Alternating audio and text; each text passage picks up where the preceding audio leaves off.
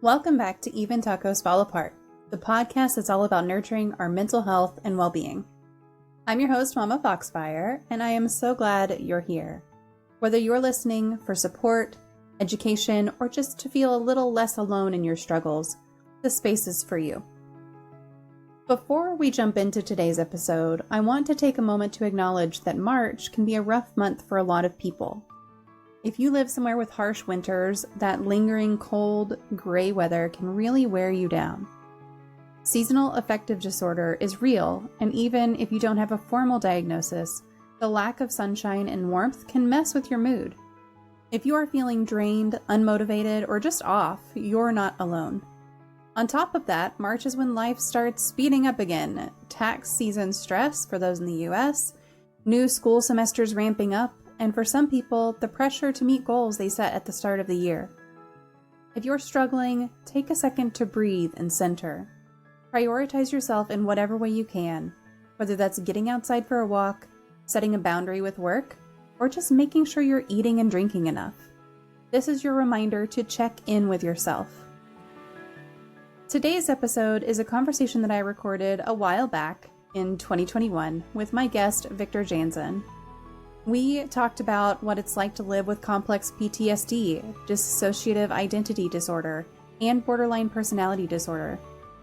These aren't just textbook diagnoses, they are lived experiences that come with challenges most people will never understand unless they've been through it. CPTSD is what happens when trauma isn't a one-time event, but something that builds over years, often starting in childhood, although not always. It rewires the brain, making things like trust, safety, and relationships feel like constant uphill battles. DID is misunderstood by a lot of people. It's not what Hollywood makes it out to be.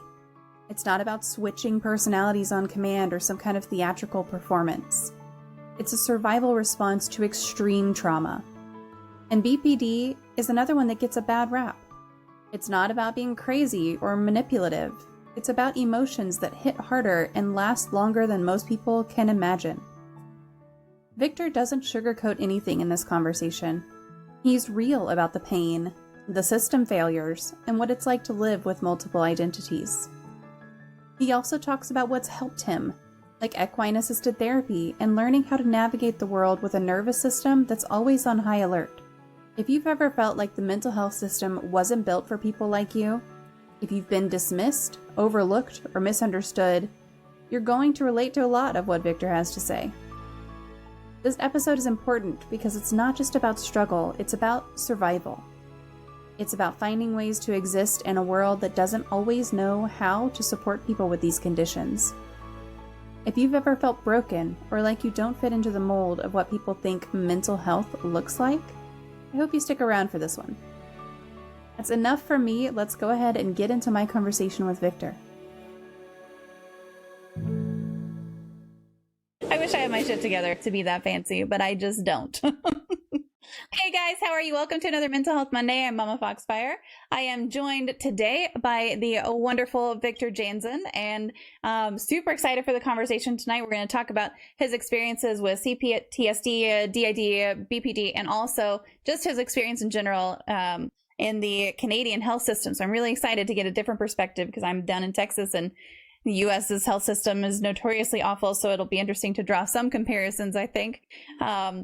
But Victor is a mental illnesses, mental health, and addictions community reforms advocate. Outside his day job as a project manager in the technology sector, mental illnesses activism is important to him and his family, which is very familiar to me as well.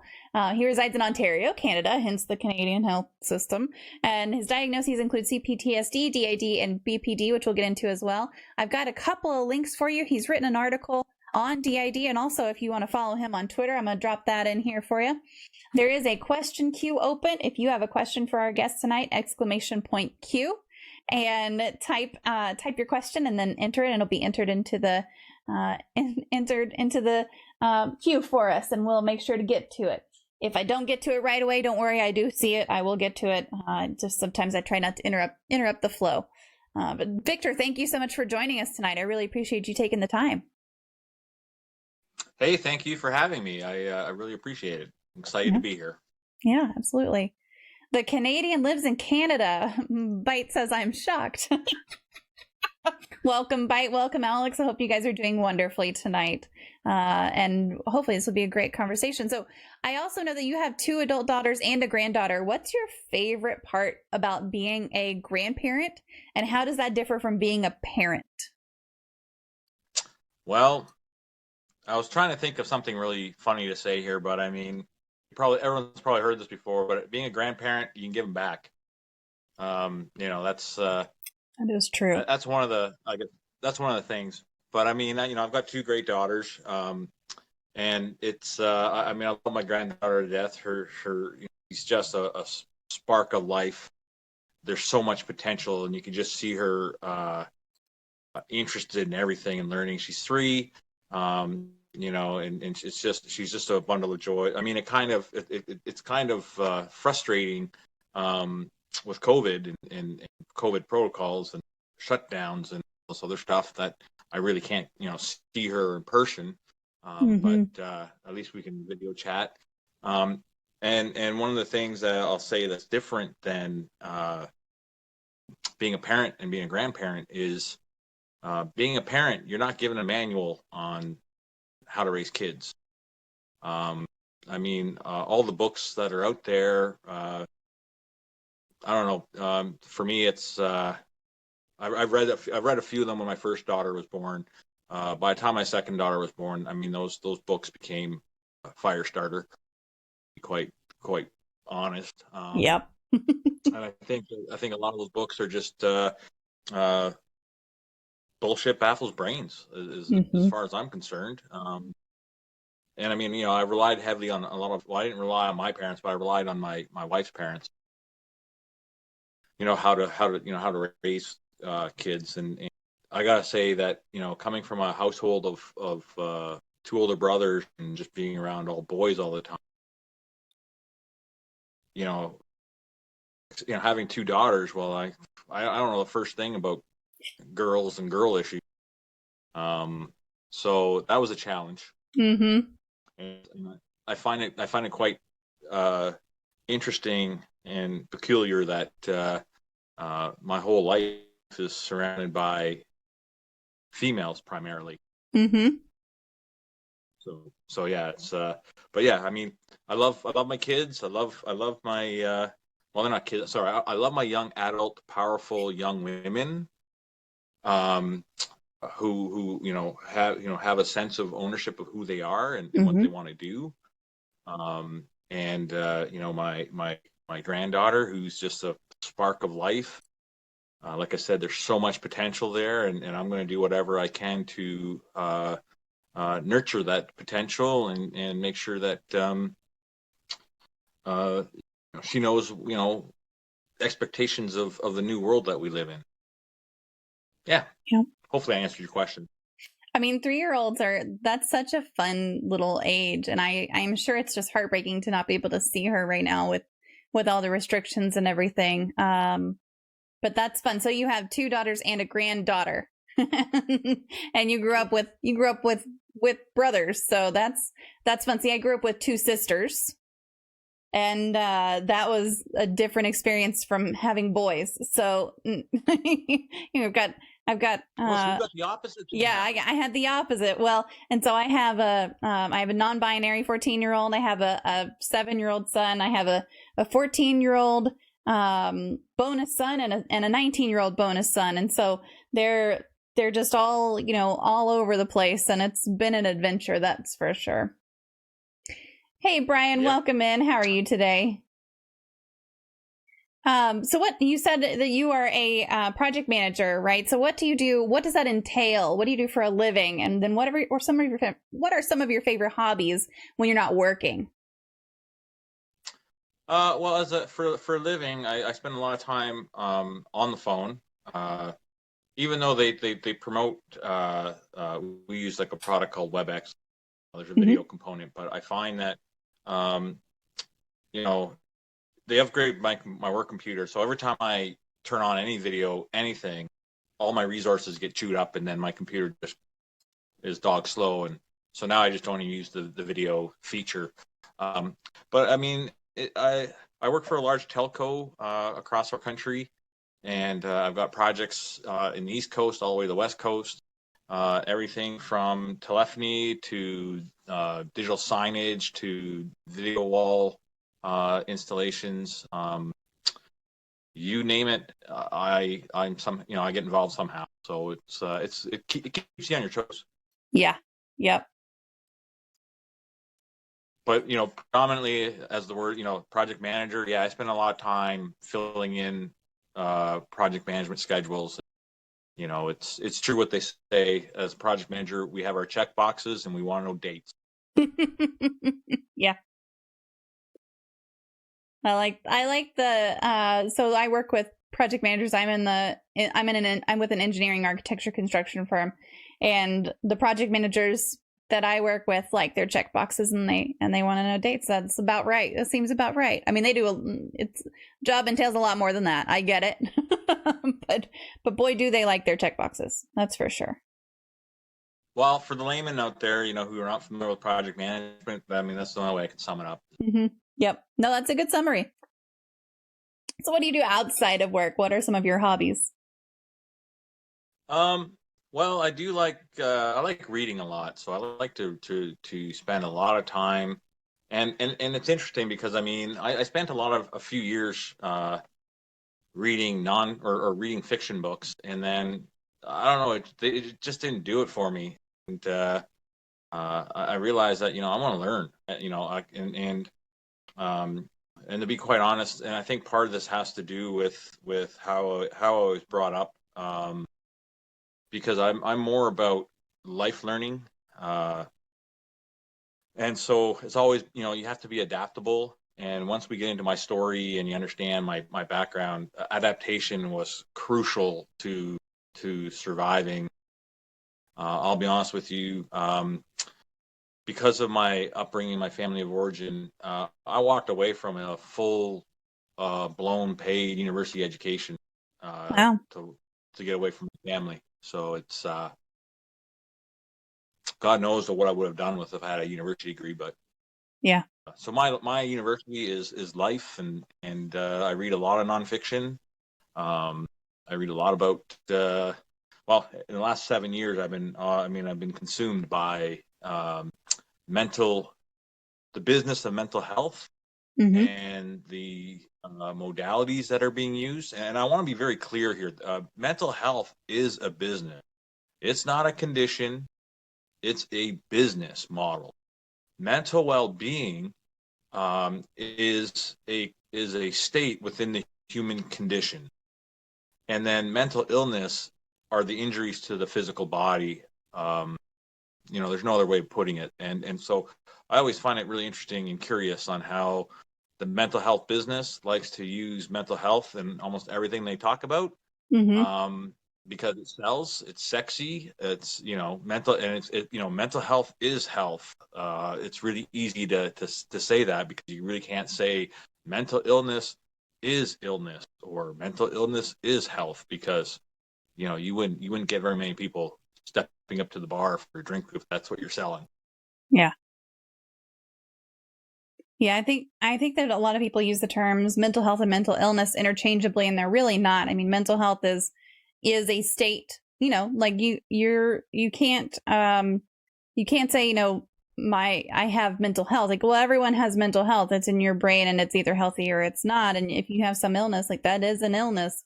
But a lot of people use that mental health as a term, and without quite understanding the ramifications of using it as a term. That's always really interesting to me to see how it's used. Yeah, and I think if people could come to terms, and really, I'm not going to apologize for the pun, but if they would come to terms with actually what term they want to use, like I said, mental health is a marketing term. It's a business. We should really be referring to our states of being as well-being, mental well-being, versus mental illness. Mental illness is the condition. Mental well-being is the state that you're in, and then mental health is the business model that's being used. Yeah. Yeah, that's an interesting way to put it. I mean, kind of using that mental health as that umbrella term with the different differences in what each of those mean underneath. That's interesting.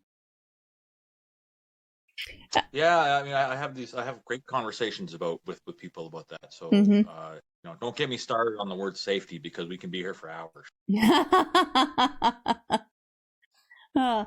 Do you have a serial killer or true crime story that fascinates you? I was looking forward to actually answering this, because I mean, I really don't have serial killers. I'm not. Don't get me wrong. I don't mind. Like, each their own. If you want to own a gun and fire it away, go all the power to you. But it doesn't take skill, and it doesn't take thought to pull a trigger and fire a bullet. So when it comes to I guess harming another human life, but to answer your question, I was always fascinated with the likes of like a Timothy McVeigh. Is that the Oklahoma bomber? Yep. I'm always, and like the Unabomber, I'm always curious about the guys that delve into explosives. It's like how they're not missing fingers or digits, or haven't killed themselves. I mean, that's a true. There's some artistry there to and I don't want to minimize what people do as serial killers. But I don't have sensitivity to a lot of things, so this might irk people. But I mean, for people to walk into any store and just start picking people off with a bullet, well, there's no skill in that. So I mean, at one point I just kind of look at it and go, no, where are the people who less effort, the most with the results, and that's that I always think of Timothy McVeigh on who would have thought a truckload of horse shit would blow up half a building or blow the face of a building. Yeah. Sorry for my crassness. No, you're you're fine. It's fine here. I promise. Yeah, the things that people decide to do and what drove them to do those is always what fascinates me. Just what went into the decision to do something like my delicate ears. Exactly. Yes. How dare? No. It's one of those things that, how did they get to that point, and how did they decide their modality of what they're going to do? That's always an interesting part of what drove them to that point. See, now here's a really interesting question for you to ask your guest. Depending on what sex they are or where they fit into with gender, I always think, it's like, ask the question, who is your favorite female, psychotic or serial killer, or along those lines? Because I mean, you got to dig pretty deep into finding, because you do. Violent, like women can be violent.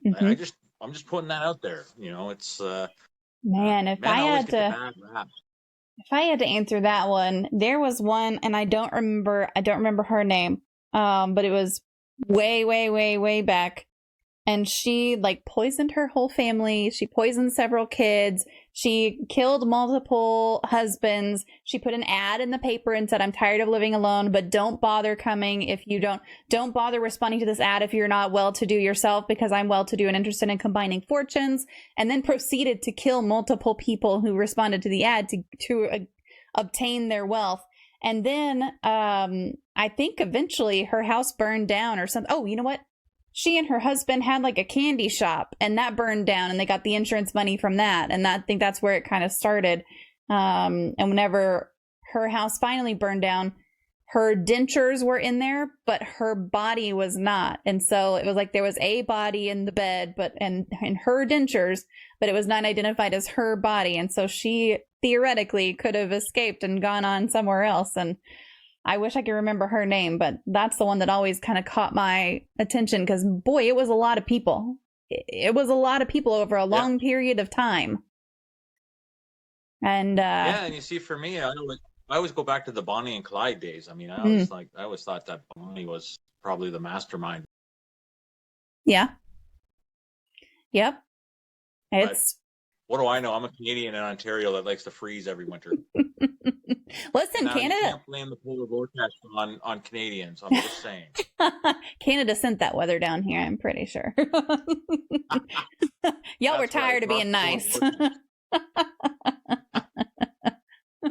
Canada's got some interesting serial killers too. There's the one guy on the bus who basically just snapped, and it was I think he was saying that God told him to do what he did, and I think he wound up like eating the person sitting next to him on the bus, and nobody noticed for a little while. Oh, yeah. It was awful. It was awful, but it was one of those, he had he was in a mental crisis. It was not, people like to say mental illness. I like to say mental crisis because I live with mental illness every day. But if I'm in a mental crisis, that's a different story for me that day. So, yeah, he was having not a great state of mind and essentially just snapped. But that one was in Canada. There was another one. I can't remember details though. We had a fascinating serial killer who owned a landscaping business, and it turned out that he, I don't know, took the remains of people to the wood chipper, and then he used people's bodies and fill into other people, his customers' garden. A little fertilizer. Like all over. Ooh. Yeah, they had to go all over the place to go and like once they found out that he was I think he was targeting homosexual males. Oh wow! And once they found out who this person was, and they had some hard evidence, they actually started going to some of his customers' homes and saying, "We have to dig up your garden." Oh my gosh! Can you imagine? Like police tape. Oh my gosh! So I mean, serial killers are. I love that question because I mean there's such an interesting. You go to so many places with that. Yeah. However, I mean, I'm a McVeigh. Yep. I'm intrigued by the McVeighs of the world. Yeah. Yep. That's a good one. That's a good story. I mean, it's not a good story. Obviously, none of these are ever good stories, but it's an interesting one to kind of study. If you're into studying those kinds of things, that Oklahoma City bombing. When did that happen? It was in the 90s. Yeah, I want to say it was like early 90s, maybe. I think it happened after the 80s. I think it was in the 90s. You're right. Mm-hmm. I think that was early 90s. Yep. So you Great currently, question. Yeah, it's a good one. April 19th, 1995. See, Bite's on it. She knows. She Google it. Come on now. Yeah. Oh, absolutely. No. Listen, Bite is the Google. She's the Google queen. She will Google anything that we're talking about and pull up facts and details. And I rely on her to have the facts and details because I don't always have those facts and details. And I appreciate it. I could say something's in the mid 90s or early 90s or 90s. And she's like, let me fact check you real quick. I need a fact checker for sure. So you live currently with CPTSD, DID, and BPD. Can you give us a rundown of what each of those are and what symptoms you experience as a result of those illnesses? Yeah. So the complex PTSD, I mean, that's just a different animal altogether. But I mean, it makes what really makes the complex PTSD diagnosis really interesting is that there's DID on top of it. Mm-hmm. Which is dissociative identity disorder, which is another fancy term for alternate personality. And so there's I counted today. I was writing an email to somebody. I've counted that I have over 17 different. Well, if I include myself, this version of conscious self, there's 17 other personalities in this body. Yeah. And to kind of put that in the context too, and so there's a broader understanding is that my alternate personalities know of you, know of this conversation. I'm not alone sitting here, even though I'm sitting here alone, but I'm not alone.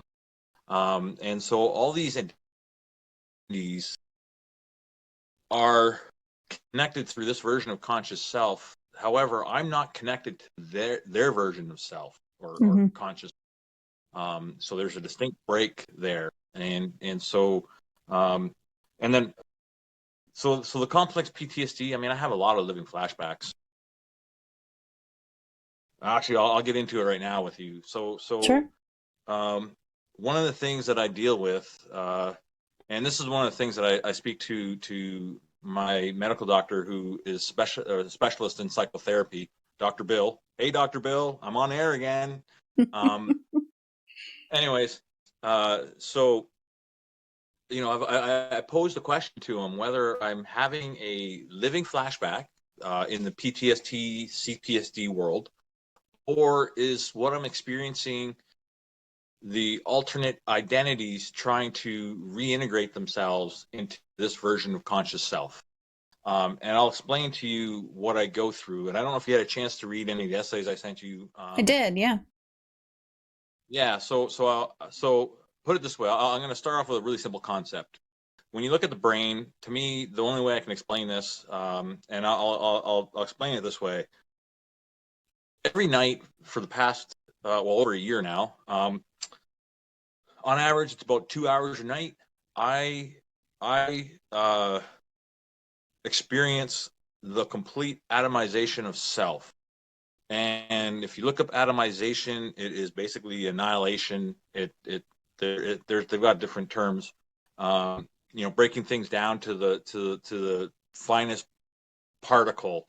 It's like going through a grinder. So what happens is I go through these. I have these episodes where I can't rely on any of my senses. They're all taken away. They become irrelevant. I experience a lot of trauma. Most of the time it deals with my first traumatic incident when I was 4 years old, and then the 5 suicide attempts, and that's primarily where it's contained. Mm-hmm. But I feel every aspect of for example, and I don't know if I can say this, but I was 10 years old when I committed suicide the very first time. I did it 3 times in one summer. Second time I died drowned in a pool, and it just happened to be a passerby saw me floating and pulled me out. But I had no pulse. There was no vital signs. To me, you might as well just call me dead. Mm-hmm. He revived me. Now every night I get to re-experience visualizations, the auditory expressions, everything from that event, right down to the physical sensations. So I mean, I'll be laying on my bedroom floor. I'll be twitching or tremoring or convulsing. It all depends on how severe it is, and it's basically I'm being ripped apart mentally, emotionally, physically, spiritually. You look at it, I'm being ripped apart, dismantled, and so what happens? And here's an example. I always use the term, with my family. It's like, well, lunacy is reality, and my reality becomes lunacy. And so what happens is I'll look at the mental component of this. So I look at the brain as, you've got a Rubik's Cube, which is essentially a 3-dimensional array, of storage or whatever you want to call it. And within that cube exists your subconscious, your unconscious, your consciousness, my case, all the personalities, and of course your animal instincts and animal low-level functionality like breathing. And then you take that cube and then you wrap it with elastic, rubber band, and essentially they're all different sizes, all different shapes, but you just keep wrapping it until it becomes a big ball. Now, understanding that every intersecting point of the elastics is eventually a connection back to the cube. So what happens at night with me is, and I can feel, and it's spooky. I mean, it took me a good 6 months to become comfortable with this sensation. Um, but it's like someone is literally massaging my brain and pushing and pulling and just Wow. kind of manipulating the brain itself. And there are a lot of things like strange sounds I hear inside my head when it's happening. Um, and you know, my therapist says, well, that's, you know, it sounds like your brain is, you know, pretty much being rewired. Um, and so I go through that every night. And I'll tell you, it's it's one of the most painful things I've ever experienced. You know, the one that tops it all off is I get to experience the precise uh, moment, and it's in a 3-dimensional space. And it's like slivers of time. I get to re-experience the precise moment where my body and my soul separated, and I get to re-experience the precise moment when the soul and the body are reunited. I will tell you from my experience that we're not designed to re-accept the soul Mm-hmm. once it leaves, and it's the most painful thing in my life that I go through, and it's like it's I don't know. It's either God has a God, you know, if the religious people, I'm not religious, but I mean, you know, the only way I can say is it's either God or the devil has a great sense of humor, and I just happen to be the joke. Yeah. Um, but I go through that process, and it's like every day. And when I come out the other side, really, what happens is the things that people don't realize is that because my mind gets so messed up, all the data is there. It's just the pathways have been moved Mm-hmm. and manipulated and changed.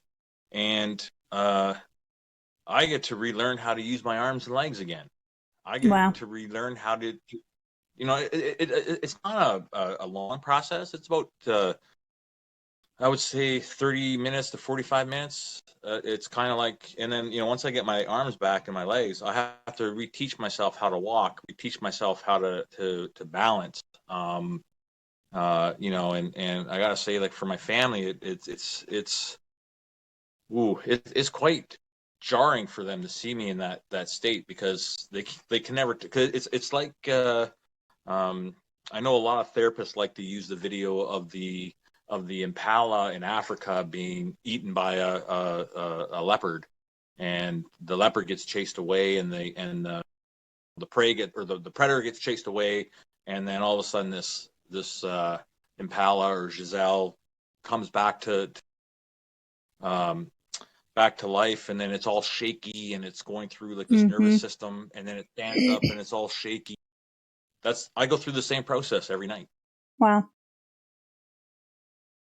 So I mean, you know, fun times in Victor's life, but you know, and I'm approaching with a great sense of humor because I'll say this: like the first 3 weeks, maybe 4 weeks, I was completely terrified. I had no idea what this was, Mm-hmm. no idea at all. I thought I was losing my mind, and then I would say probably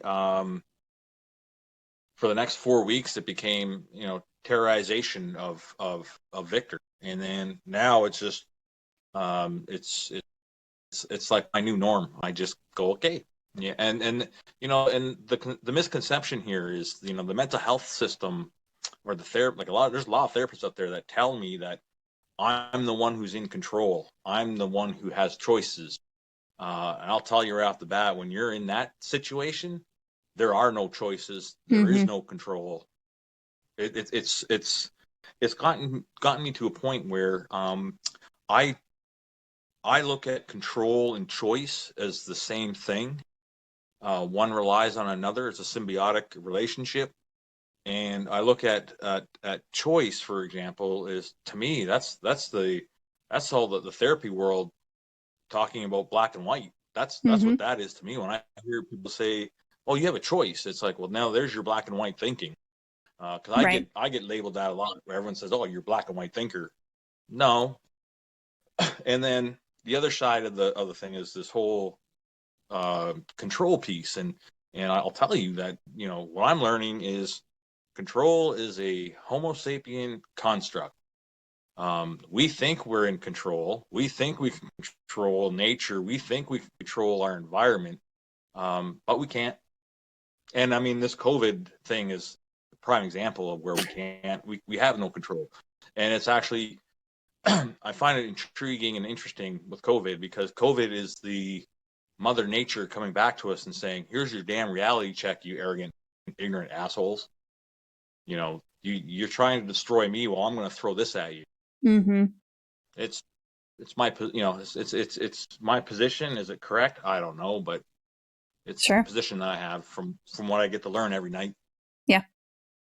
So you said that, you know, when this started happening, and I read your essay, so I kind of have a general idea, but for the benefit of others, can you describe when this started to happen, the dissociative identity disorder in particular? Well, the dissociative identity disorder, that started, it was first documented in 2015, when I was institutionalized. I can't remember if it was voluntarily or involuntarily.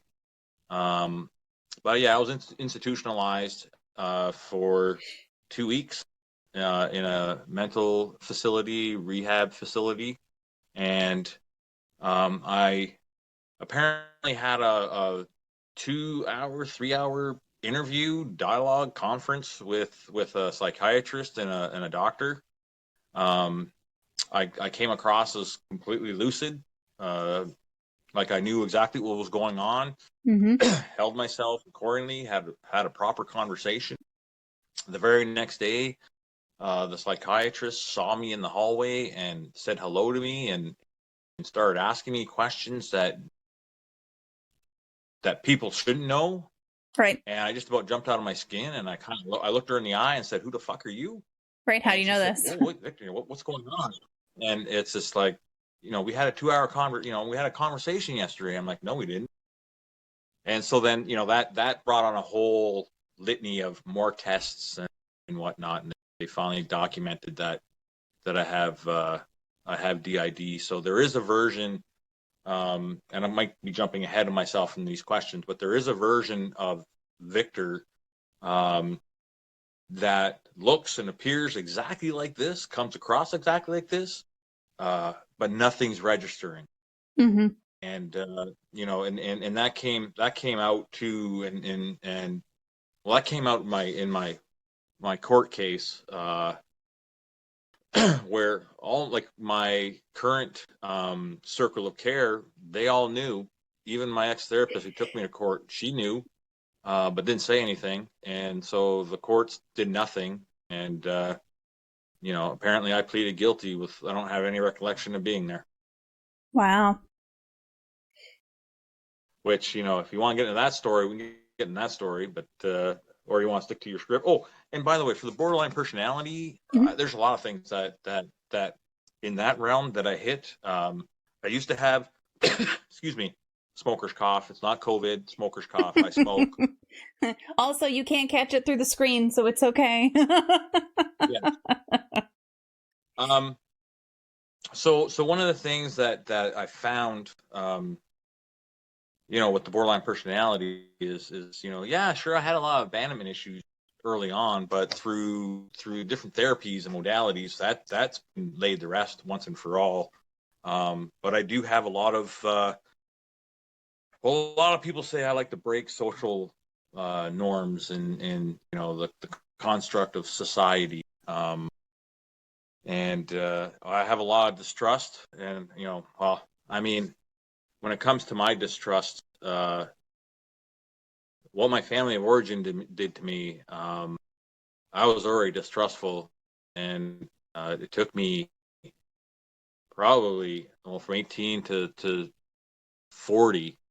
It took me a long time to trust the world again.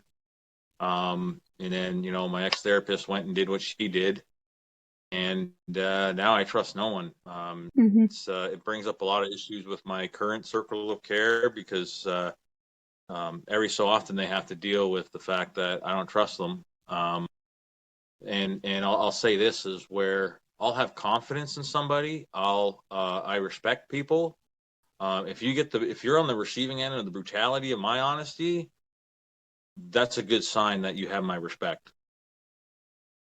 You know, if you're not on the receiving end of that, you're not getting my respect.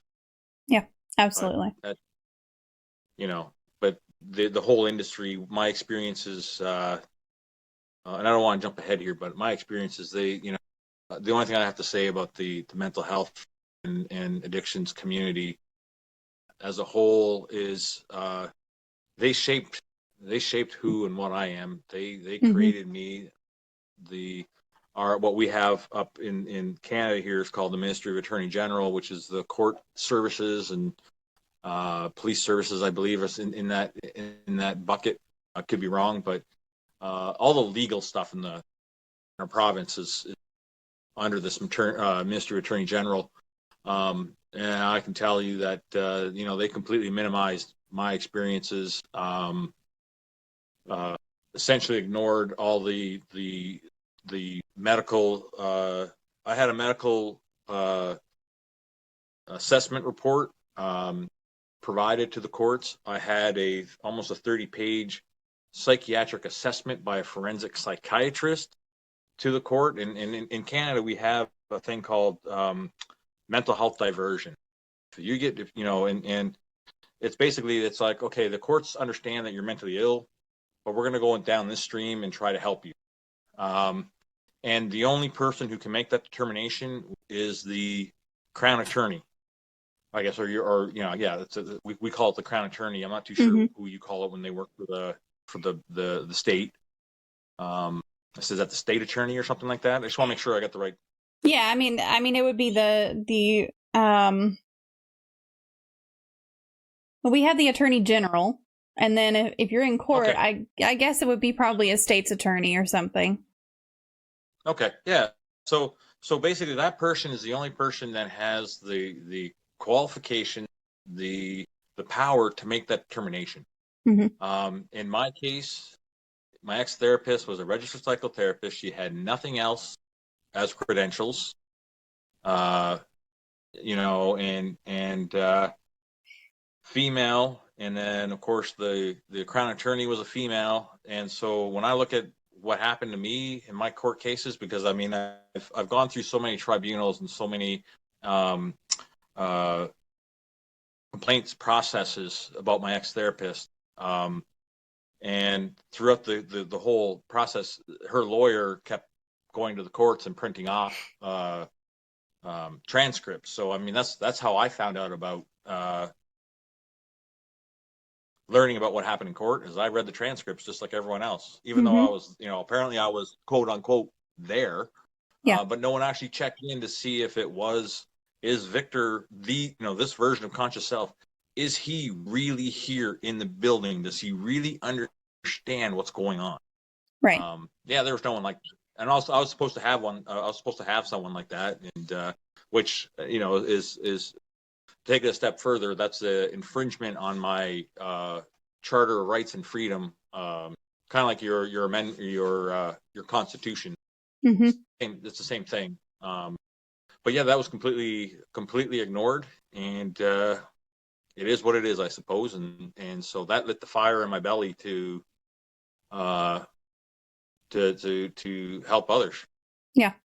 Sorry, I kind of went all over the place. That's okay. So there's a couple things I do want to kind of circle back and touch on. So the CPTSD, that's driven by, and so the difference between PTSD and CPTSD is that PTSD is more of a singular event, and CPTSD is not only recurring in the past events, multiple exposures to traumatic events, but then also usually with something on top of that. So some sort of resulting mental illness that you have as well. So, and then borderline personality disorder, BPD, is also trauma driven, correct? Is that a correct understanding of that? That's also kind of trauma in the childhood drives that borderline personality disorder. I posted a couple of links in chat for understanding borderline personality disorder, dissociative identity disorder, and complex PTSD. But so you also mentioned already some of what you describe as characters, and that you share your life with these. Would you tell us a little bit about those characters? Sure. Well, you know what? And this might be hard to take for some of your viewers and listeners, but I have to start. I have to start there because it's basically ground zero, where everything started for, especially with the DID Hmm. component. So when I was 4 years old, I was standing in my driveway watching a little ground, what they call it, an abachi fire barbecue. Um, so I mean, it wasn't too far off the ground, and so it was lit and it was burning, and my brothers were behind me, riding their bicycles and skidding behind me and getting closer and closer to me, and I wasn't really paying attention to what they were doing. And so I was just watching this fire, and then I don't know, I just got absorbed in watching the flames and how they danced and caressed with one another. It was just an amazing, beautiful thing. Um, well, then I got hit from behind. I ended up falling into the fire. Suffered severe burns to my hands, my chest. My chest got pretty much branded on the side of the barbecue, and burnt my throat. There were a lot of things that happened. When my one eye got burned, my face, the hair, you name it. And then I don't remember what happened once I pulled myself out of the fire. And then I woke up, and then these are my first childhood memories, by the way. On top of this, Yeah. and then when I woke up, I was in the hospital alone. Had two masked people in front of me, a male and a female. Could hear voices, couldn't understand what was going on. I couldn't talk, I couldn't do anything because I burnt some of my vocal cords or my throat from all the hot air. Anyways, I just started freaking out, and next thing I know, I'm getting stabbed with a needle, and lights out for Victor at that point. So I have no idea how long I was there. And then I remember coming to as my mom was pulling up into the driveway, and so we got out of the car. They had to help me because I was so sedated. And then once we got into the house, my mom sent my brothers to their bedroom, and essentially that was open season on Victor with any weapons she could find. I don't want to get into details. There's tons. There's other podcasts out there, interviews, um, where you can, if you want if you want to know details. I don't know if I can give you the name of the podcast I was on. I don't know how this Absolutely. works. Yeah, absolutely. Go ahead. Ron Forsythe is his name, and it's Life in Red podcasts. And so my very first podcast came out in January 15th of this year. First interview, so it tells you everything. Mm-hmm. I didn't spare anyone, any discretion on what I was talking about with that interview. Anyway, so needless to say, I was locked up in a bedroom. In excruciating pain because both my mom and my dad took their shots at me when this happened, and then they locked me up in a bedroom. One of the things that they told me at the time was, "Hey, you know what? You're the mistake, but we still love you," and that's crucial to of a lot of things of how it shaped me. So when I was locked up in the bedroom, it was just me, myself, and I was in so much pain, and so the way my body protects itself is with all the trauma, with all these different traumatic incidences. Well, my brain fragmented or segmented and developed its own personality. Mm-hmm. And so there's two personalities. One's called Harris and one's called the Beast. They have been with me since I've been 4. So we're looking at like over 45 years now. And so so now, like, when I do have a dissociative episode, sometimes it's the Beast that comes out, and like it sounds, he's an animal. There's no brain power. It's just brute force. Mm-hmm. My body is his punching, and there isn't a damn thing on my body that he won't hit. And I'll tell you, 2 years ago, I've suffered broken ribs, I've suffered bruised ribs, I've suffered, fracture here, more bruising over here, lacerations, you name it. the Beast or Harris, they like to the best way to put it is they like to pound me in the ground whenever they get. So, Harris and I have a really interesting relationship, love, hate. He used to be my protector, but now he's my torturer. I spent years trying to figure out, because I buried all that. My tactical error, and I want to emphasize this with all your listeners and viewers. Do not bury your trauma. Do not do that. I buried it for 30 some odd years.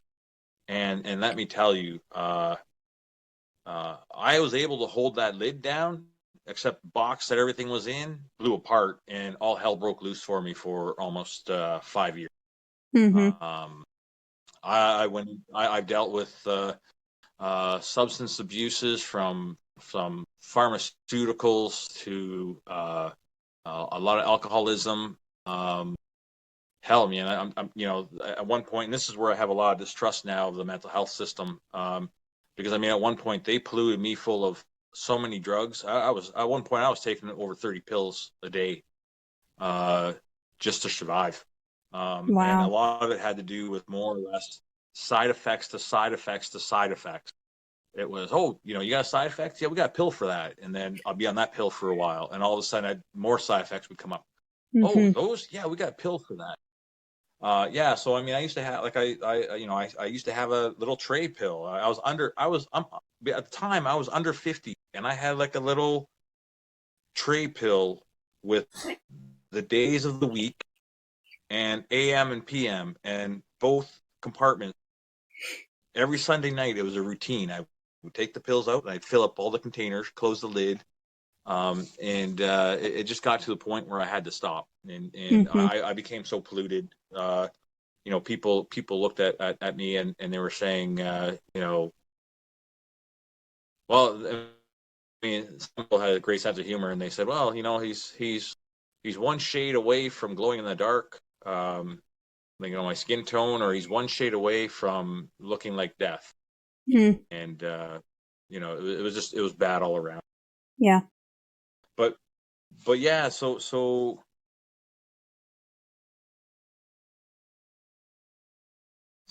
yeah, when it came to the entities, Harris and the Beast have been there the longest. The ones that I find really intriguing. And I'll just give you a quick run, because I wrote an email today, and I wrote down all these. Sure. Like I said, there's 1, 2, 3, 4, 5. So there's 6 versions of 6 distinct identities of what we call Little Victor. There's 6 versions of that individual or that entity, and they're each their own. They don't really cross-pollinate. And then there's 3 different versions of teenage Victor. And there's one pretty much for each suicide attempt. There's one for for a police beating I took when I was either 11, somewhere between 11 and 13. I was assaulted by police.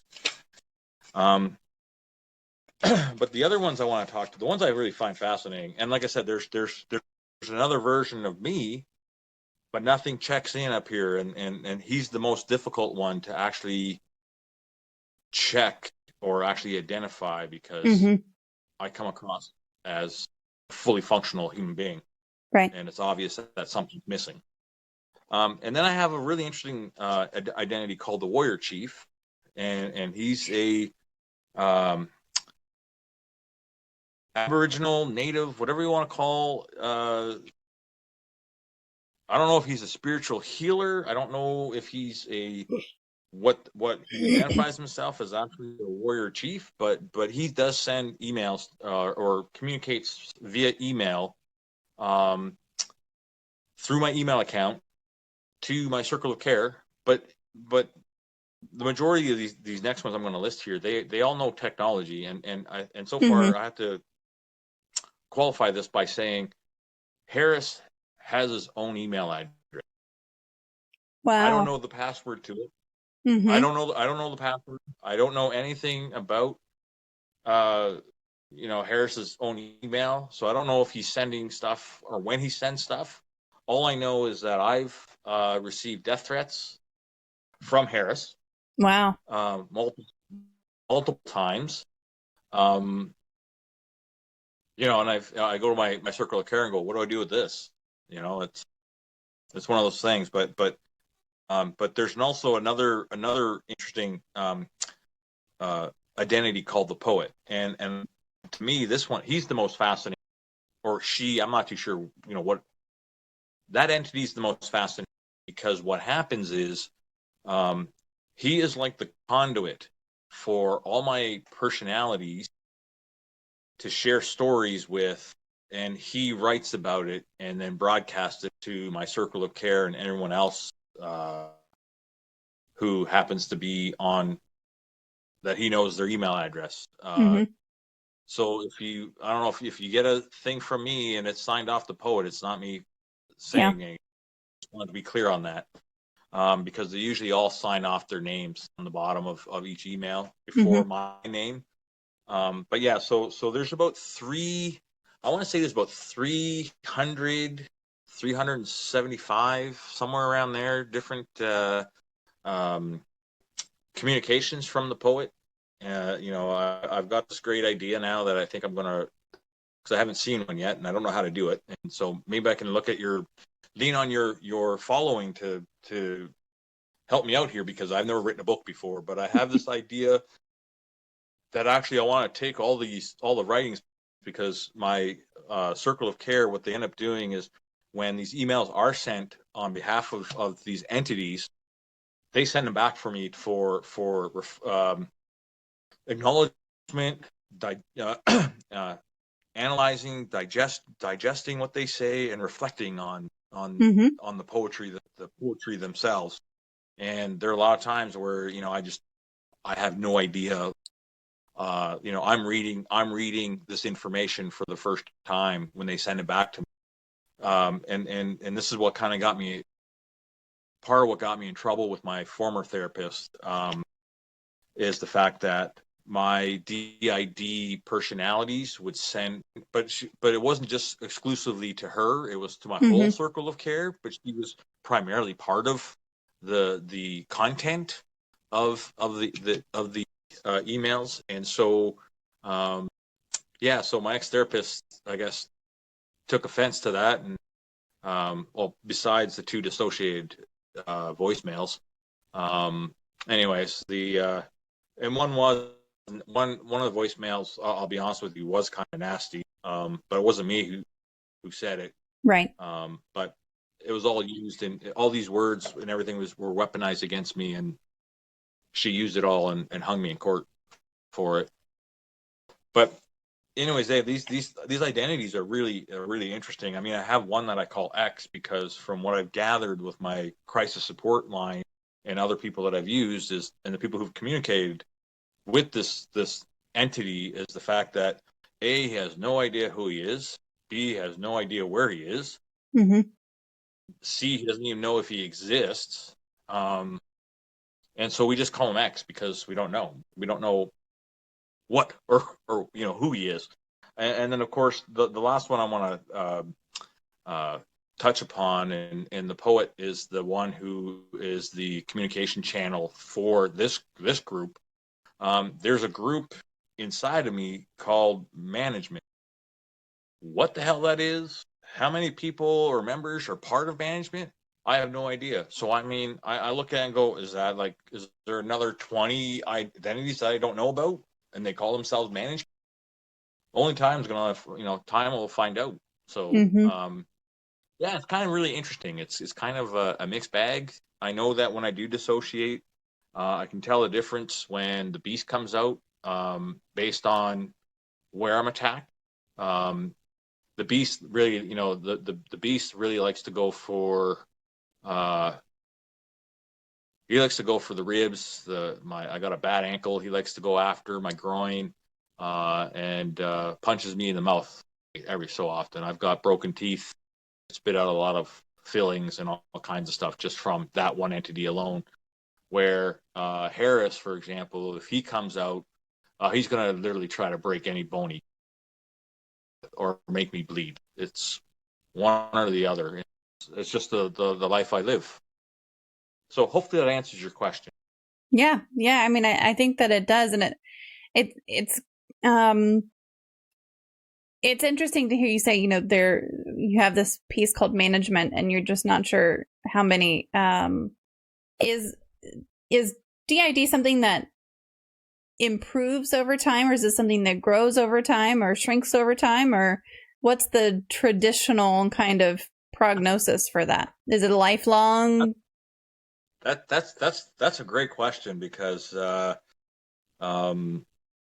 with my circle of care, we're all under the understanding that from the perspective of my mental illness and the severity of everything, they've kind of told me that I'm no man's. I'm out there, in no man's land, and that we're writing the book or the chapters as we go along. There's no book. What I'm going through is not covered in any university textbook. So it's all new. This is new for a lot of people. So I mean, kind of in a certain way, I'm comforted to know that my support staff, we're all on the same page. I mean, they're at the other end of the page. I'm probably at the bottom end, but we're all on the same page when it comes to managing this animal. I know this though, like I don't have there is no fix. There's period. There's no any and I don't want to sound I don't want to sound too crass and whatnot, or sound. I mean, a lot of people say I'm a negative person because of my mental illness experiences throughout the processes I've been through. But I just want to say, if you're seeing a mental health professional of any sort, and they say that they can fix you, my suggestion would be tell them to go fuck themselves and just turn around and walk out the door and find yourself another therapist, because with mental illnesses, there is no fix. There's no fix for PTSD. There's no fix for CPTSD. There's no fix for borderline personality disorder. There's no fix for DID. Right. What there is, though, is there are opportunities for you to understand self, so self could be understood. And what that leads to is your growth as an individual, as a human being, in understanding what you have, or what you're given, or the curse, whatever you want to call it. And it's really about managing. I mean, what I've been through in the last 5 years, I'll tell you, the rage and anger finally burnt themselves out. I want to say maybe like a month ago. I don't have. You're seeing the toned down version of me, because I used to get quite animated and quite furious with talking about my mental illness, talking about what happened, how I was hung in court, the health system, Ontario, going through all these complaint processes. They've all turned their back and made me feel like the bad guy. I mean, that shit would make me mad too. So don't feel like you're alone in that. I mean, if that's something that I think would make anyone pretty angry. Yeah, and my ex-therapist, it's been 5 years. Well, it's been 6 years, I think. 2016. Okay, five and a bit years since we last saw each other in therapeutic session, and she came out in 2017, said that she was going to give me my health records when I requested them. Her lawyer said the same thing, and then they came back to me, because it happened in December, and they came back to me and they said, well, your file's so large that we can't meet this date, and because there's government documentation saying that there's a 30-day calendar day window. Mm-hmm. I went back to them and said, adhere to the 30 days. And once I did that, at the 11th hour, I got an email from her lawyer saying that, they're not going to release my records. And I've been in this fight ever since. They've used legislation against me.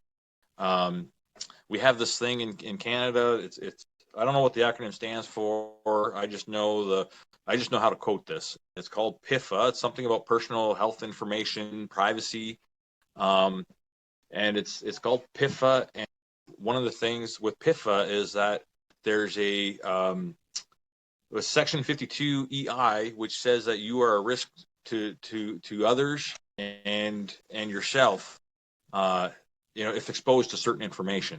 And so with that, that's all I keep hearing from their camp. Wow. And yet, they just applied it to me in August of last year.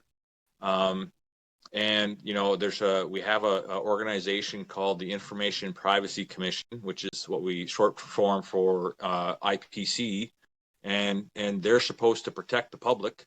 And I've gone to them 7-8 times now with the same complaint, the same issue. And, because when they decide something, there is no condition or sentence to that decision. So if they send me a letter today saying that this is our decision, well, at 12:01 later on tonight, I can turn around and I can ask the same bloody question and say, I would like to have my records. And so that's the game that we're playing. And, as a taxpayer, it's frustrating because I think to myself, how many hours have you guys put into the same thing over and over and over? I'm not going away because, right. I have rights as a mentally ill person. I have rights to see my own record. And it's happened so long ago, that, 5-6 years ago, that, I was fair game. Yeah, throw that law at me. But now, 5 years later, it's not applicable because and they have no merit or relevant commentary on my mental well-being. Yeah. Yeah. We have a couple questions from chat that I want to make sure that we get to. So Laugh for Purpose said, I really hope this question doesn't come off as insensitive, but you talk about your other identities. Do your other identities see you as just another identity in the group and as if they are the main one? Oh, that's a really good question. The only one, this is the thing. You see, I don't have a connection to the others. So the only one I can say that thinks that he or it's the main one, because I've seen it in writing, is Harris likes to refer to me as the host. But other than that, I don't know what the other ones think of me or know. I mean, they must know of me, but I don't think there's a connection to a certain extent. And I can tell you that, like, I'm doing a lot of inner child work these days with my other therapist, Jim. Hey, Jim. Anyways, so we do a lot of inner child work, and so I want to believe that the child versions of me know of me and know that I'm here to protect them. Mm-hmm. Yeah. That's the best answer. That's a really good question. I appreciate that question. That's not insensitive at all. And then Bite also says, I can agree with that wholeheartedly. I believe she's talking about whenever you were saying if a therapist says that they can fix you to run. And I just want to say that we talked about this last week as well, with just you don't graduate and they hand you a piece of paper that says, here are the cures. And your therapist isn't sitting there looking at a sheet of paper and saying, I'm going to say this to you. Is that going to work? That didn't work. Let's go to the next one. Like there's not that. And anytime you go to therapy, anytime you go for a treatment for a mental illness, you're the one who has to do the work. That therapist can't do the work for you. They might be able to help you get to that place, but they definitely can't they can't cure you of something like that. So yeah, absolutely. And then Bitemark also asks, what is your favorite poem? See, I told you she would be here to ask that one. So what is your favorite poem? You know what? Well, I'll be honest with you. My favorite poem, and I don't have just one. I want to say my favorite poems are the ones that the poet sends to, for example, Dr. Bill without me knowing, and then Dr. Bill sending them back to me so I get to read them for the first time.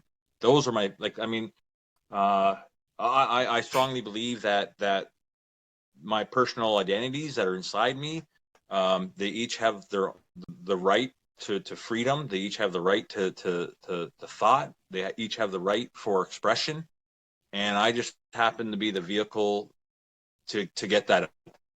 And so yeah, so when I get feedback from Dr. Bill or Jim or whomever sends me these poems, I get excited because I mean I'm like a kid in a candy store. I'm looking at these writings for the first time, even though, and it's really weird because even though it comes from me, I have no input into any of these poems, and I can tell you that some of the poems use language that even I had to go to Google and look up the words.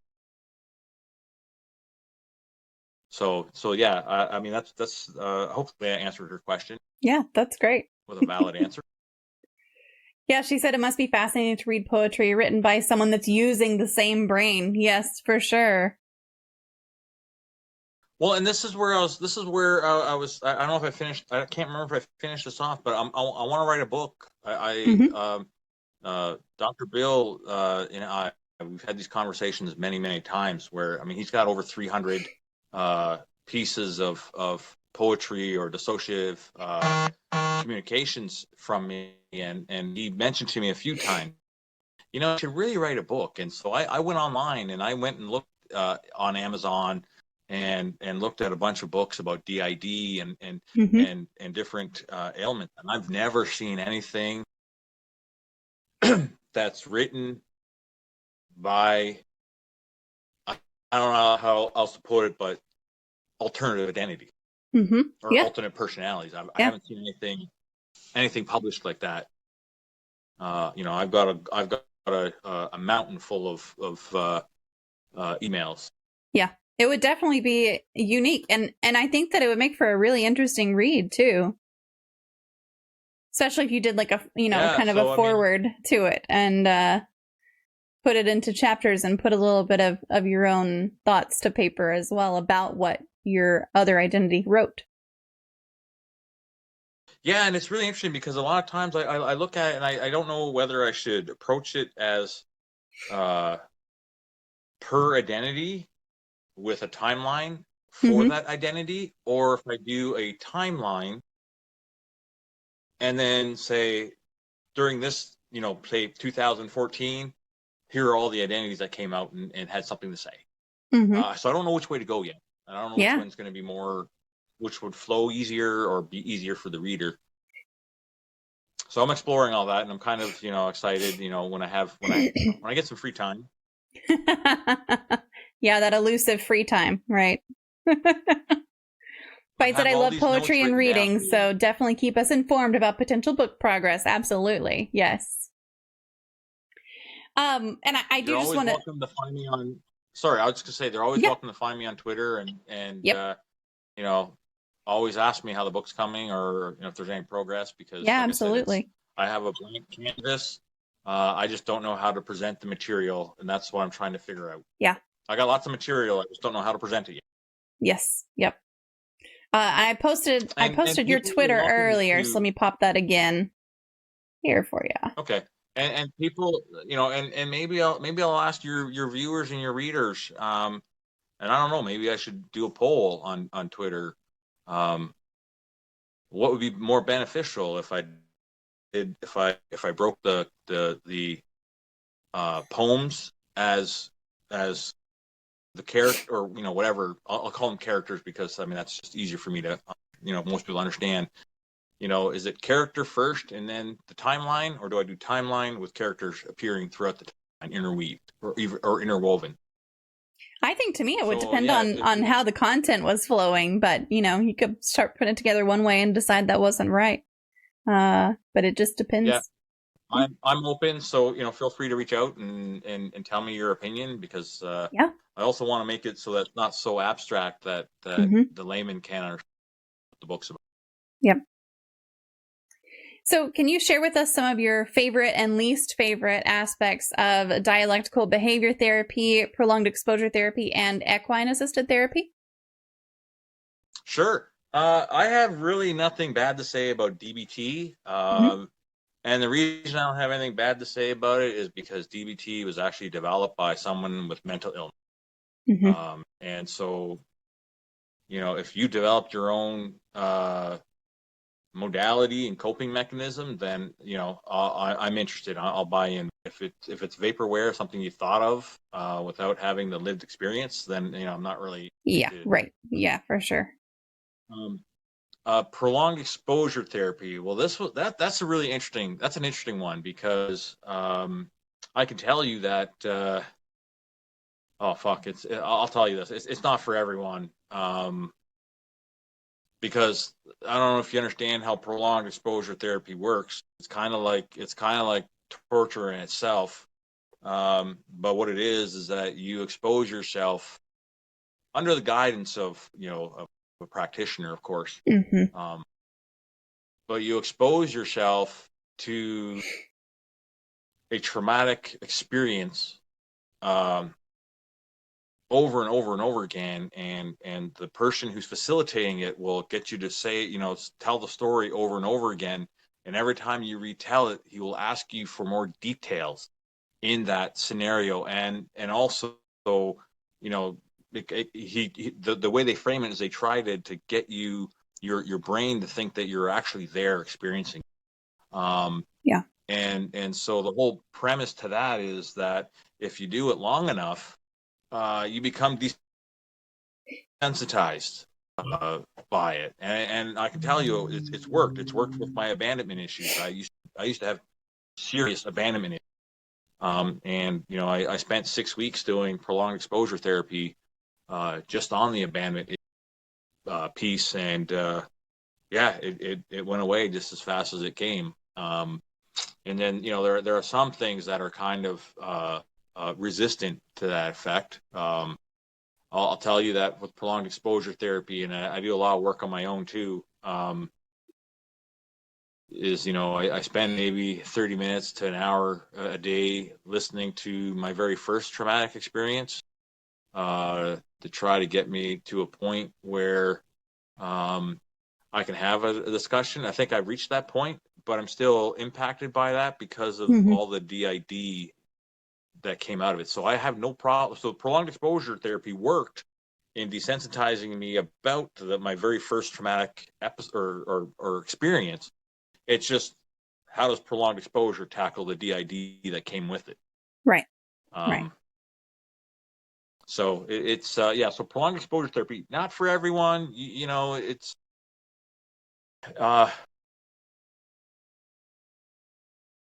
they should put a disclaimer on that saying, if you're quote unquote crazy enough to take this on, go do it.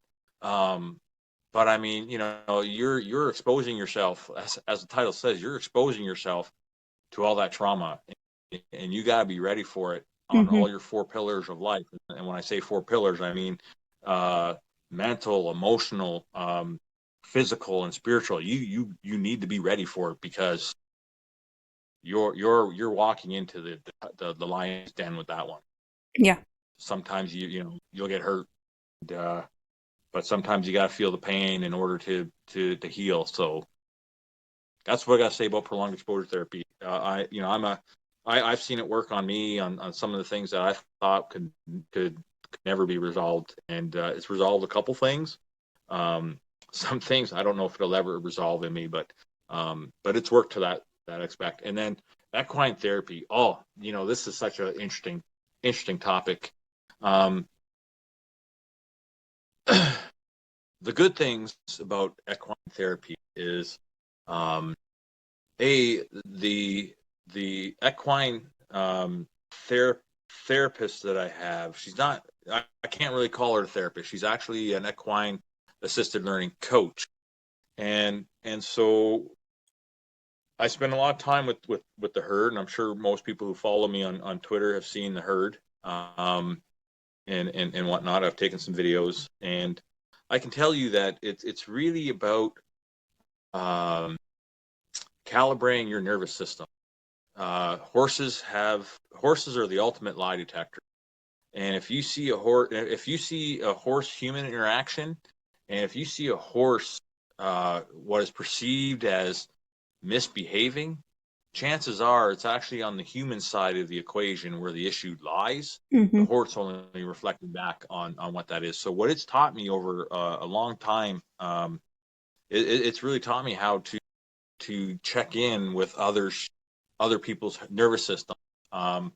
So for a prime example, um, with COVID and all this other stuff, I've been, and I use a crisis line, almost a daily basis to get by. And what I can tell you is, sometimes when I'm going through my nightly episodes, I have to call the crisis number, just to get me through. But part of it is the support that I need from them is for them to be speaking, so that um, I can then hone in on their style of speaking. Their rhythm, all these underlying issues within speech itself. If you close your eyes and really listen, you can really begin to sense and feel the person's nervous system. And so what the equine therapy has taught me through this process is, it's given me the opportunity to understand, and recalibrate my own nervous system by speaking to someone else, or hearing someone else speak who has a even keeled or a semi balanced nervous system, and so it's very beneficial in that respect. I can tell you that when I first started working with the horses, my nervous system, this goes back about 2 years now. When I first started working with the horses, Theo, who's a big lovable goof of a Clydesdale, he didn't grow up on a horse farm, so he doesn't really think he's a horse. But and he, he's I think he grew up with goats or something like that, but he's a really interesting character. And so when I first started working with him, my nervous system was so out of whack that as I was standing beside him and trying to work with him, he used to bite my arm all the time, like literally, like not like a little nibble, like he Right. would come down and clamp on my arm. You Mm-hmm. know, didn't break skin, but he left, like, I would have his teeth marks on my forearms, even through my clothes, and Horse bites so bruise pretty good too. So yeah, so it was, so from that perspective, it was really interesting, and then slowly, working with him and the rest of the herd, I've been able to really find and see the benefits of this version of equine therapy, where it's really about the existence of in the moment, and it's as simple as this. Uh, you just have to be, quote unquote, be with the horse, be just in your environment, just exist. mm-hmm. You don't bring anything else to the table. Like, you have to be able to reach that point. And when I really think about it, when I look at how my transformation, my growth, and it's an ongoing thing, with the horse therapy. I've really become, well, I really changed my viewpoint of the world, because when I look at the world now, to be quite honest, the world that we live in is complex, but it's not complicated. The and this is where the complication comes into play. Our own species intentionally, consciously, uh, designs, develops, and executes, um, systems or policies that complicate the world around us. But the world's not complicated. We're doing it to ourselves. And this is, this is one of the things that I've learned now is that when I look out in the world through my distorted lens that's been broken and and cracked and all kinds of stuff, I don't distinguish people by their gender orientation. I don't recognize people by labels like BIPOC or anything. I just see one race under one big sky. That's all I see. And there's a lot of people who criticize me for that, saying that, the world can't be too simple. Or they like to attack me saying that I'm colorblind to racial issues. And it's like, no, I'm not colorblind to it. We're all one human race. Period. Just like COVID, just like mental illness, it doesn't care about your social economic stature. It doesn't care about your disposition in the world. It doesn't care about the color of your skin. It doesn't care what sex you are. It doesn't care about anything. Those two entities, COVID and mental illnesses, are designed for one thing and one thing only, and that is to destroy human life. Period. That's what I've learned. Yeah. So you grew up in an abusive household, as you've described a little bit for us here, from your brothers to your parents. How did you go about forming your own family as an adult? And what I mean by that is, were there any difficulties that you faced forming your own family? And was there anything good that you took from your experience in your childhood to your own family in the way of traditions or rituals or rules or anything like that? So I'll start with the second point first. No, I didn't take anything from my family Understandable. of origin. Yep. They didn't have anything worth taking. And the answer to the first point, I knew what the good, well, I knew what the ugly and bad looked like. And so when you start looking at parenthood and families, and you start looking at that bar, I know how low that bar was set for my upbringing. So, any raising in the bar above that is a win. And so I try to put the bar pretty high. And I would say what I found really challenging, like we were talking about earlier, my kids are daughters. So I don't know the first thing about, how daughters operate, or how their social networks work, or anything like that. And what I found really challenging was my eldest daughter. She's mentally ill, and that illness came out at the same time. It was a lot of it had to do with her schooling, and just the pre. What is it? I don't even know what to call it. Like grade 7, 8, all the way through high school. There were a lot of issues. And she's been diagnosed with mental illness, and and I'll be honest with you. So she was probably one of the reasons why I ended up in a mental institution. Excuse me.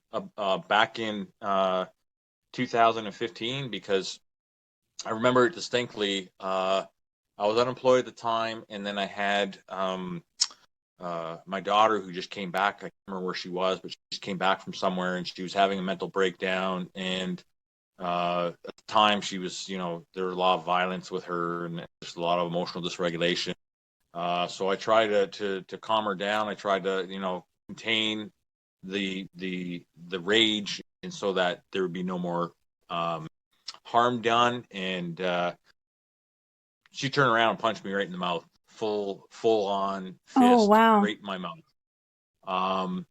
And from that perspective, that brought on all my baggage to the table.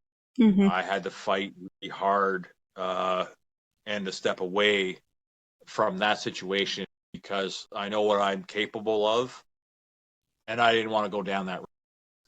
So I stepped away, and then, had an emergency session with my with Dr. Bill, and that's pretty much how I ended up in a Mhm. facility for, you know, but both myself and my eldest daughter, we've both been in mental facilities. We've both been when the public's not around. We've both been abused, verbally, degraded, minimized. You name it. You want to throw every label, whatever label you can come up with. I'm pretty sure I probably experienced it in the mental health and the healthcare system. You know, when the public's around, when they have access, yeah, you know what? The healthcare professionals in hospitals, they're on good behavior. But as soon as Sure. that door closes, locks, it's open season on the mentally ill. That's hard to hear. You know, yeah, it's a fact. It's just a fact of Yeah. life. Oh, well, Like I mean, said, it's hard to hear. I'm It's got to not be here even harder to experience, you know? Yeah, well, and I'll be honest with you. I you know, like I said, I'm not going to mince my words. Like Mhm. you know, and there's a lot of naysayers in you know, Ontario, in my community, you know, who don't like what I have to say, who say, well, that's not true. And it's like, well, have you ever tried to be your undercover boss and actually put yourself through the mental health system? How about you try that, and you know, and record it all and see exactly what happens. Not just in one city, go to multiple cities, go across country and see how all Mhm. these.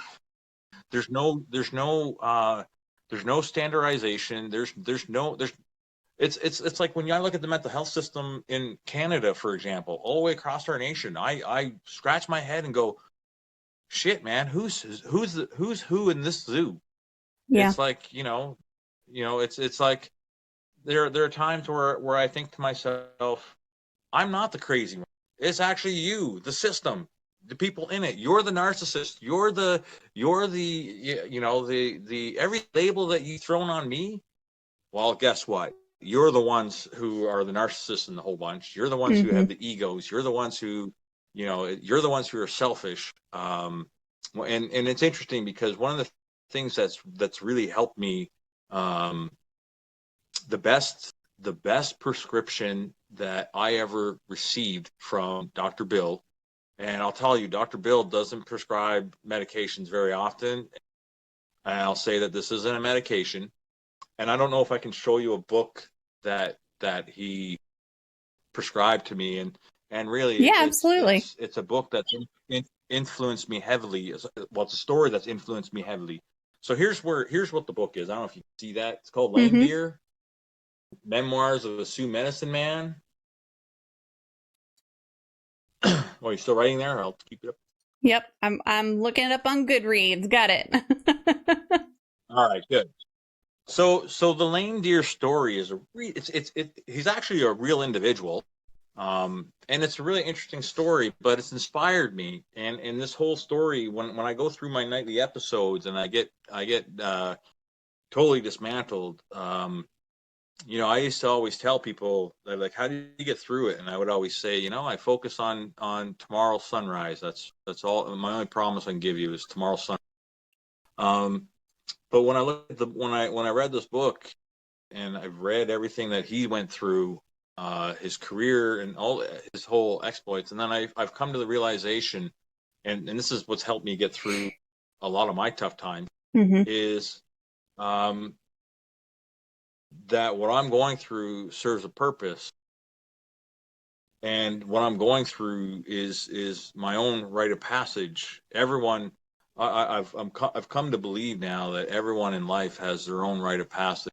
We all have our own Sundance that we have to attend to, not by choice. It'll just happen. And some people are luckier than others. I go through what I go through, and I scrape myself off the floor every night and get ready to keep my promise to the world, and that's for seeing you on the other side of tomorrow's sunrise. Yep. But that's the best piece of advice I can give you, or not advice, but a suggestion on a read. Hey, we're always here for good book recommendations for sure. Give me just a second. I'm just gonna holler at my kid real quick to go to bed. Hey, pumpkin, bedtime. They'll go to bed. So I will just that be in have the to live? remind them. Huh? Yep. So is that in the live version of this? Yes, that's in the live version. Hopefully, probably it'll get cut out in editing. Sometimes, I don't remember to cut things out in editing all the time, but yeah.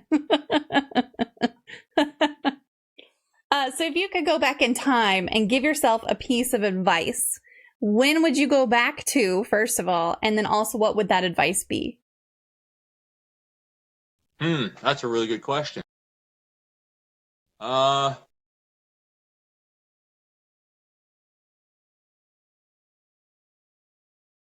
that's a really good question. I mean, I look at it and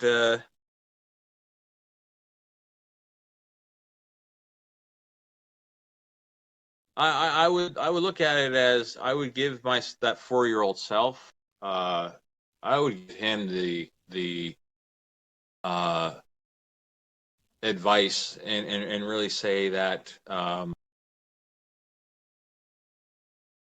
he didn't need Harris or the Beast to survive that ordeal. Do you think And that maybe you would have that would have listened at stopped that me. age? Probably not. The other time I would have stepped in is I would pick any one of the suicide attempts. Say don't do it. It's not Yeah. worth it. Yep. Because the one thing that this has taught me, and this is one thing that a lot of people can't take away from me, is when I'm going through my episodes at night. Primarily, it's what I re-experience, especially with the atomization of self on those 4 pillars of your mental, emotional, physical, spiritual. Um, I can tell you that when I go through that process,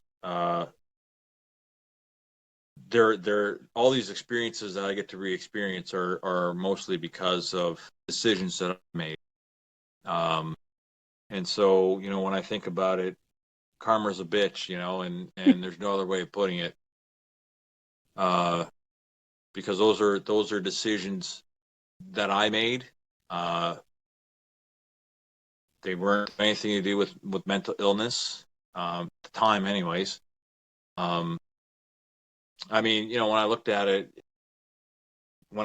at it and I think to myself about that 10-year-old, and I've done a lot of reflecting when you go through what I go through at night, a lot of times, all you can do, this version of conscious self, is step back and just have a seat and be an observer, because I can't do anything to change the situation.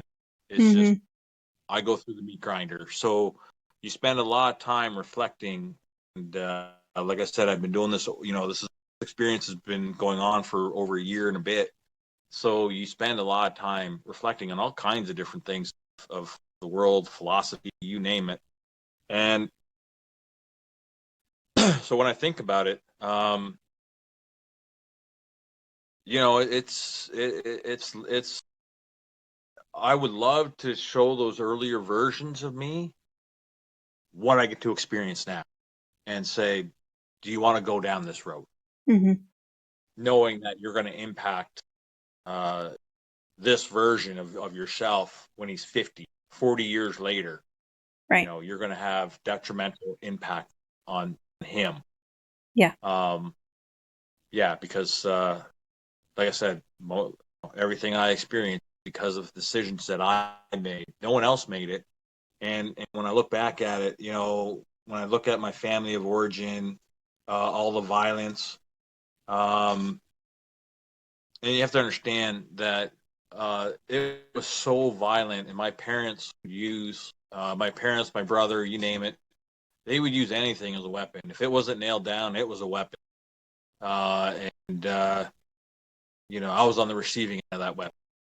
So when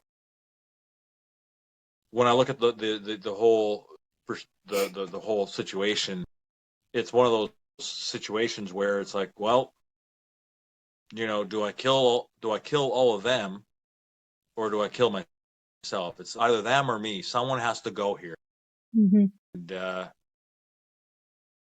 I'm a firm believer that, no man, no woman, human has the right to take another man's life. But I see nothing wrong with people personally making that decision, because I mean they have that right. Mm-hmm. So take it, leave it. Edit that out if you want. I mean, I don't condone. I want to be clear here. I don't condone suicide. I don't. But from what I've learned and what I see is that if someone really wants to do it, it doesn't matter what you put in front of them. It doesn't matter how long you lock them up for. When they see an opportunity, they're going to take it. Mm-hmm. And it's a sad state of affairs. It's one of those things where you got to look at life and say, yeah, you know what? As a community, as a mental health and addictions community, it comes down to a very simple equation. It's either you win some or you lose some. And once you wrap your head around that and you accept what you can tolerate, then you'll become a good healer. Yeah. So we've talked a lot about how the health system in Canada has a lot of bad parts, a lot of weak parts, a lot of failures, how it fails you, how it fails others. What do you feel they could improve in the health system in Canada? Is there anything specific? Well, I'll be more specific than that, because we have the healthcare of Canada, we have the healthcare of provinces, we have the healthcare of municipalities. But I'm going to take it even a step further than that. I'm going. My commentary comes from the mental health sector. So the very first thing that I would say is missing globally is a root system. So it's great that people said that through this process, it's been determined that through some type of scoring mechanism that you have complex PTSD. You don't have PTSD because you've exceeded that tolerance level and now you've graduated into complex PTSD. Same thing with dissociative identity disorder is, they run some test and it's all based on scoring. And then it's like, well, you come up with this number. So yes, we think you have DID. And, borderline, there's all these little tests that everyone does with algorithms and, equations that to layman's person means nothing. And I really think that, when it comes down to it, someone has to put like a grading system in place, taking all factors about mental illness, diagnostic, and put it and it's kind of like fire. We know how we have degrees of burns. Your first degree, second degree, third degree. Well, the same approach has to happen in mental health or mental illness as a whole globally. Is that there has to be some type of global standard that we can all say, okay, yes, you know what, you are a first degree mentally ill person. You fit into the second degree. You fit into the third degree. Because, like I said, my ex-therapist lacked training, and she was boxing way above her weight class for my DID, and and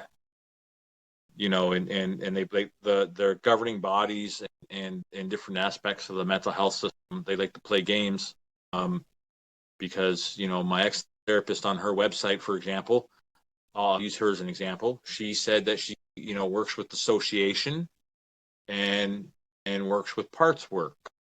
Well, when you strip that away and you look at dissociative identity disorder, A, well, you're dissociated, and B, you have many parts that come out. However, in the system that Canada has, especially in Ontario, dissociation and parts work are different than DID. Right. And they're and so they're splitting hairs over, and this is, going back to my commentary, it's like the world's not complicated, it's the world's complex but not complicated. We make it complicated. So, and then the other thing that I would say that's missing from, at least in Ontario anyways, is a triage setup. So when I had my mental breakdown, I was left to my own devices. I had no idea how to engage mental illness. I didn't even know I was mentally ill, to be quite honest with you. Like I said, I buried everything. It was put away. And so, when I came through and I had a doctor tell me, maybe you should look into like some type of therapy or psychotherapy. Okay, sure. I didn't know anything about it. I didn't know how to access the system. Mm-hmm. And so when I looked at that, it was like, okay, wow, it's like, I'm left to my own devices. I gotta go on web pages. I'm not well mentally, and so I had to Google and look at therapists within my region, and it's like whatever resonated with me is basically right. And so I found a therapist who's her background resonated with me. She was spiritual, but she wasn't associated to any organized religion, because I was brought up in organized religion, the hypocrisy of it all. My parents were good and the whole family presented themselves as good 1 day a week. Every Sunday, yeah, you can be. You can be spiritual without being churchy, and you can be churchy without being spiritual. Yeah, exactly. And so that's how I entered the system, and Mm-hmm. it was a rocky start, and then once you get past the triage portion, I think there should be caseworkers behind that, Mm-hmm. who, and if you use the first degree, second degree, third degree models that I presented, then you'd have caseworkers for each of those degrees. So for example, Right. when I look at COVID right now, I'm a firm believer that the next pandemic will be mental illness, and I'm a firm believer that the current systems around the world, once that hits, once that begins to it's going to be multi-generational, and once that ball starts rolling, it's going to basically bury every mental health system around this world, on the globe, because we're not prepared for it. We're not set up for it. There's no global standardization on anything. And and I'm not saying that we need one glove fits all. No, mental illness is so unique to each individual. There's a lot of similarities, but they're all unique to that individual. Mm-hmm. And so these systems need to be deconstructed. They're heavy. They're heavy bureaucratic systems, and they need to be streamlined. They need structure, but they need structure that is modular in design, modular in deployment, because you might not have very many mental illness people in one part of your country, but you might have a pandemic blowing up in another part, and you should be really easy to say, okay, we'll take this team over here, just like the military. We take this team over here and we'll redeploy them over there. And you get paid from the same organization, but it's like, that's the thing. It has to be more structured, but it has to be agile enough and modular in design, so that it's easily scalable up, scalable back down. Mm-hmm. Yeah. That's what's missing. Yep. Well, and I think going back to the scoring part of it, if you have DID stage 3 or whatever, and you are looking at this therapist and it says DID stage 1, you know that's not going to be a good fit. But with lack of that, it's hard to match up with someone who has the right level of capabilities versus what you're experiencing. I think that that would be a great thing to implement. And I think it would require a lot more testing and more Absolutely. rigorous. People should be. Yes, more rigorous requirements for some therapists and mental health providers. I think that would have to be part of that. Yeah. So I put it this way. So in Ontario, registered psychotherapists have their own college, and it's called the College of Registered Psychotherapy of Ontario, CRPO. Now, their whole mandate is set forth. It's advertised as to protect the interests of the public. What happened to me? I went to them, and they weren't interested at all in protecting my well-being. They spent more time protecting the therapist. And when you start thinking about it, how, when you look at the court case, is like, when you look at the court case, how does a registered psychotherapist how does her words supersede those of a forensic psychiatrist? That's the kicker, right? Forensic psychiatrist and medical doctor. I had two or three medical doctors, who go through rigorous training, who are attached to well-established colleges, and yet somehow their words meant nothing. So I mean, it was really backwards. It was just, it was one of those. It was a head scratcher for sure. But I think if people can get on board with that grading system, like, for example, I look at everyone with COVID, everyone experiencing what they call COVID stresses, anxiety, depression, stress, whatever you want to call it. And I think there's another one, there's four, I think, that most people complain about under COVID, what they're feeling. I look at that and I think, okay, well, you know what, that would be a stage one. That would be a stage one mental illness. Because I just want to put something in context for you, and that is, when I spoke with my therapists, and I've been told by multiple people that even though I'm high functioning, my mental illness experiences are so far down the mental illness spectrum that the world's not ready for my story. And so what came out of that was, I went to my therapist and said, is this valid commentary, or is this just people, trying to make me feel bad? And so my therapist and I, we talked about this, and one of them put it into a context of here is the Richter scale, because everyone understands the Richter scale when it comes to earthquake. 0 is good, 9, 10 is really bad. Right. So the way they described it to me is that at my worst, I'm a high 8, low 9 on the Richter scale, at my worst. The general public, they hover around a 2, 3, somewhere in that range.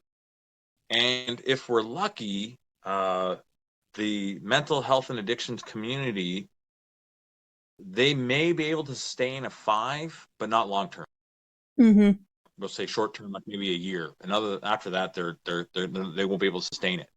And so that really opened my eyes when they put it in that perspective. It's like, wow, so 2 or 3, and here I am over like an 8 and 9. Like, that's a huge delta. And then when I start thinking about where the industry is, I mean, they're aiming for a 5, and then there's people like me, high functioning, and yet we're so mentally ill, that we've been institutionalized, and that's where there's a lot of misunderstanding. Is, how can Victor be so mentally ill that he can hold a full-time job? He can, he has a long-term relationship with his wife over 25 years. He's got a family. How can he be so mentally ill? And so, there's got to be different ways of approaching, the how to remove the stigmatization of mental illness versus high function. Yeah. So if you weren't doing what you do now, or if you had chosen a different path, what would you be doing instead? I know that you said you didn't take a full ride scholarship, so maybe it has something to do with that. But this is no limits, anything at all. What would you be doing if you weren't doing what you do now? Oh, that's another good question. If I had my way, I mean, I would love to travel the world with my wife and experience the world. I'd like to go to, I would love to go to Tibet, India, the birthplace of middle or Eastern philosophies. I'd like to spend a lot of time there and just the culture experience. I mean, the Western world's not really cut up to it's landing flat on the promises that they tried to deliver. Mm-hmm. So traveling, you think would be? Is your wife interested in traveling as well? All the time. Yeah. Yeah, and it's one of the frustrating parts because of everything that's happened to me. Part of the issue is that I get a lot of anxiety when I go out because I mean, even though I pleaded guilty, which I don't have any recollection of ever doing. But because of that, I was, handed down an 18-month probation sentence, but I was also handed a 3-year open-ended sentence. With that being said, it's really if anything happens to my ex-therapist or if I get in trouble with the law, and this is valid until April 2022. If anything happens, they can reopen my case and put me in jail at any time they want. So that clouds over my head.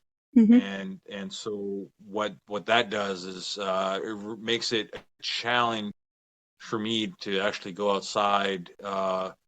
Simple things like walking around the block. My head's always on a swivel. When I drive, when I go out, if I have to go somewhere, my head's on a swivel. I know that when I see police vehicles, I clench my teeth quite hard and cracked a few other teeth doing so. And, my jaw gets all locked up and there's a lot of stress there, partly because of my experience with all the police brutality I've taken when I was a young child, and then as well as the police brutality I experienced as a mentally ill person.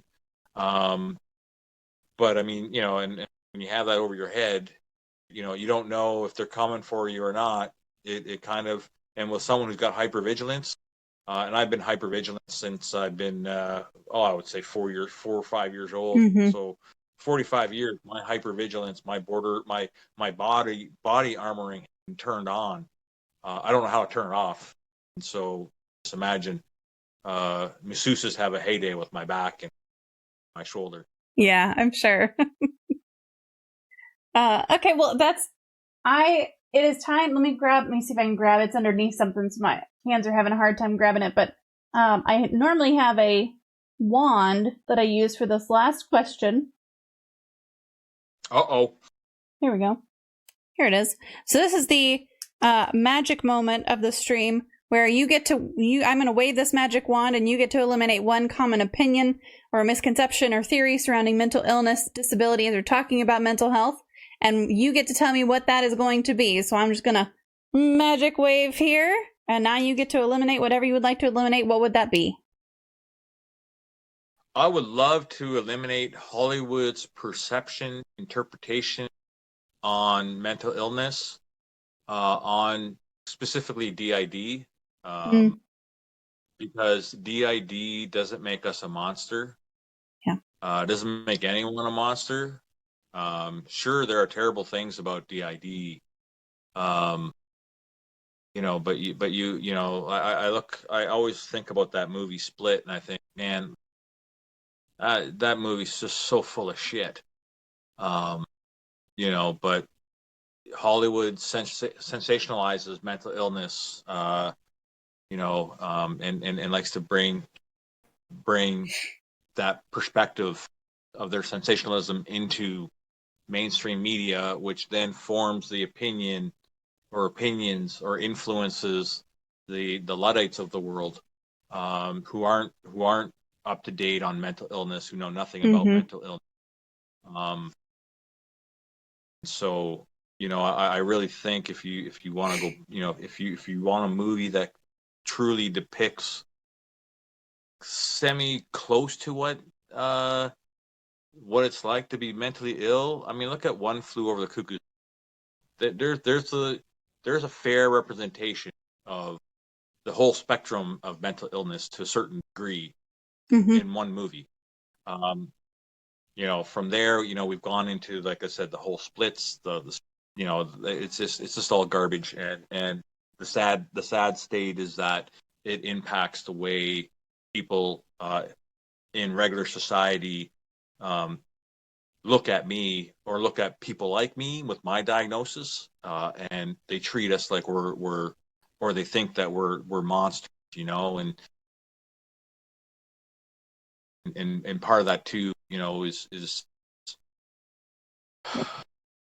part of that too really happens to be how I feel when it comes to really what the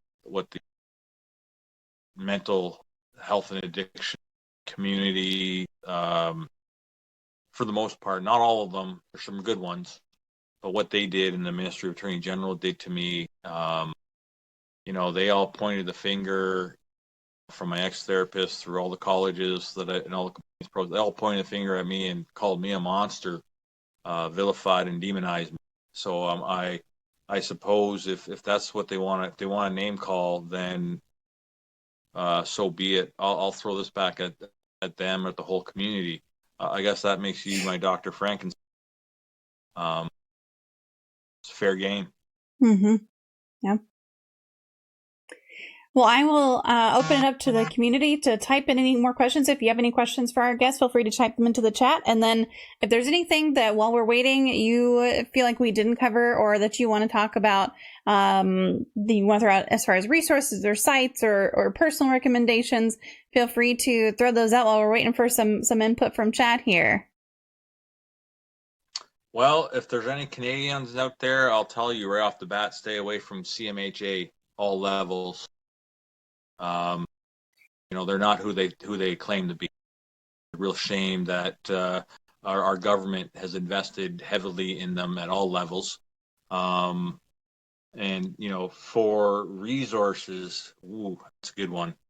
Well, I mean, if you follow me on Twitter, I'm usually, there's a certain group that I follow, certain organizations that I follow that I use their resources. I think CPTSD Foundation. I think it's foundation.org. That's a good place to start. They've got a lot of good resources there. Who else would there be? I did throw out a link to your Twitter again. So if anybody's not following, feel free to click on that link and go give him a follow. Yeah, I've moved away from conventional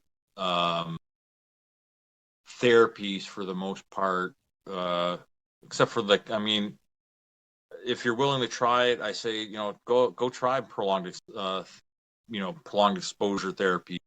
But like I said, it's not for everyone. Yeah, it's something that's going to hurt, but it's very effective. I will suggest following DBT.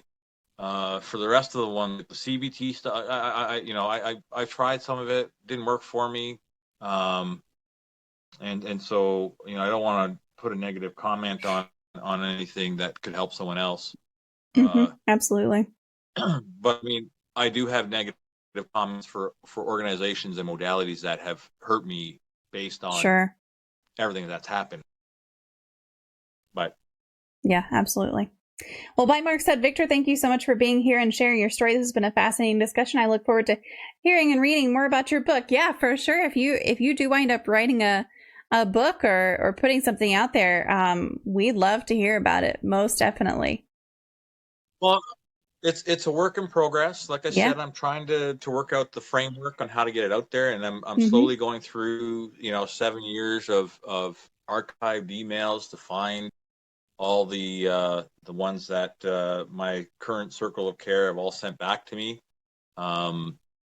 Yeah, so I mean, I just got to figure out how to present it in a way that doesn't scare the shit out of the readers. Yeah. I did follow on Twitter, but I'm only intermittently on there. That's okay. That's all right. Okay, well, if there are no other questions from the community, chat, give me just a minute to disconnect with our guests, and I will be right back. Probably going to play a little bit of Minion Masters, so we'll see how much my hands can take. I know I've been doing some weird things with my arms and hands today, just trying to keep them a little bit moving and a little bit from getting sore after surgery. So give me just a minute to disconnect with Victor, and I will be right back. And Victor, thank you so much for being here today. Thank you for having me and giving me an opportunity to share the things I've learned and whatnot. So I'm honored. Many blessings. That was such a powerful conversation, and I hope you got a lot out of it. Victor's story is intense, raw, and not always easy to hear, but that's exactly why it's so important. Living with CPTSD, DID, and BPD isn't just a series of symptoms on a page. It's a daily reality that shapes every interaction, every relationship, and every moment of life. One of the biggest takeaways from this episode is that mental health struggles don't fit into neat little boxes. Healing isn't a straight line, and there's no magic solution that suddenly makes everything better. What works for one person might not work for another, and sometimes the systems in place to help people end up doing more harm than good. If you've ever felt dismissed, misunderstood, or stuck in a system that doesn't actually see you, know that you are not alone. But here's the thing, just existing, making it through another day, is something to be proud of. It's okay if healing takes time. It's okay if you're still figuring things out. You don't have to have all the answers, and you don't have to do it alone. Whether it's through therapy, finding the right support network, or just taking life one step at a time, what matters is that you keep going. If this episode resonated with you, I'd love for you to do a couple of things. First, share it with someone who might need to hear it. You never know who's struggling in silence and needs to feel seen. Second, if you haven't already, make sure you're subscribed so you don't miss future episodes. And finally, if you have a moment, leave a review on whatever platform you're listening on. It helps the show reach more people, and it lets me know what's connecting with you. As always, I appreciate you for being here, for listening, and for taking the time to care about mental health. Yours, mine, and the people around you. Keep taking care of yourself, and I will catch you in the next one.